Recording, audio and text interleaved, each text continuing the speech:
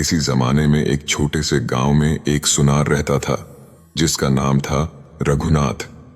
रघुनाथ न केवल अपने हुनर के लिए मशहूर था, बल्कि उसकी बनाई गई ज्वेलरी में एक खास तरह की चमक होती थी जो हर किसी को आकर्षित करती थी।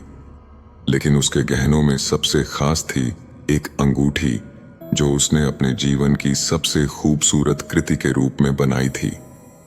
यह अंगूठी साधारण सोने की नहीं थी, बल्कि इसमें एक दुर्लभ नीलम जड़ा हुआ था जो रात में चमकता था।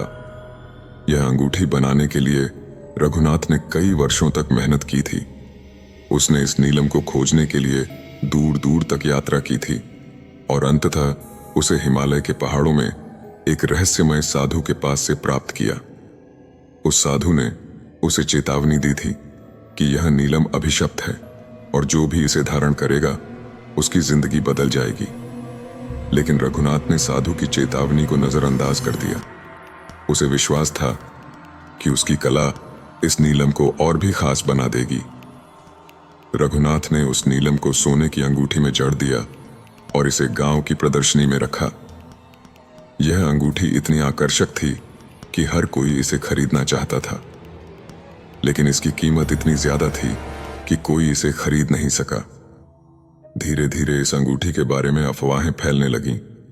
लोग कहने लगे कि रात में इस अंगूठी से एक रहस्यमय नीली रोशनी निकलती है और जो भी इसे छूता है उसे अजीब सपने आते हैं। एक दिन गांव के जमींदार ठाकुर वीरेंद्र सिंह ने इस अंगूठी को खरीदने का निश्चय किया। ठाकुर अमीर तो था, लेकिन लालची और घमंडी भी था। उसने रघुनाथ को भारी रकम देकर वह अंगूठी खरीद ली, लेकिन जैसे ही उसने अंगूठी पहनी अजीब घटनाएं होने लगीं।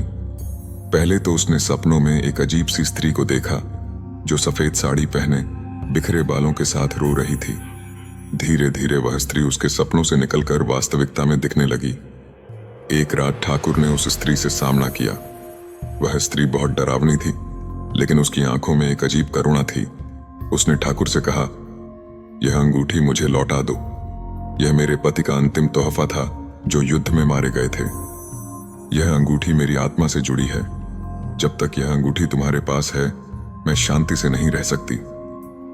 ठाकुर ने उस स्त्री की बात को हंसी में उड़ा दिया और उसे भगा दिया। इसके बाद से ठाकुर के साथ अजीब घटनाएं होने लगीं। उसके नौकर चाकर उसे छोड़कर जाने लगे। उसकी जमीन पर फसल खराब होने लगी। वह धीरे धीरे कंगाल होने लगा। गांव वालों ने देखा कि ठाकुर की हालत दिन प्रतिदिन खराब होती जा रही है। उन्होंने उसे सलाह दी कि वह अंगूठी को रघुनाथ को वापस कर दे, लेकिन ठाकुर ने उनकी बात नहीं मानी।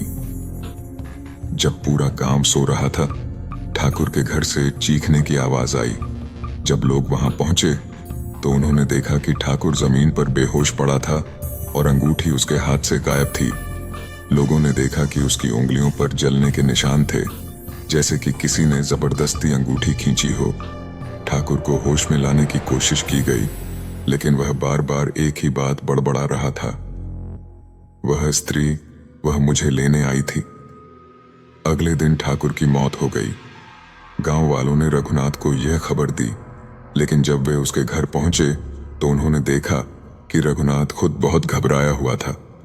उसने बताया कि अंगूठी उसके घर लौट आई थी, लेकिन इस बार वह साधारण नहीं लग रही थी। वह अंगूठी अब काली हो चुकी थी और उससे एक अजीब सी गंध आ रही थी।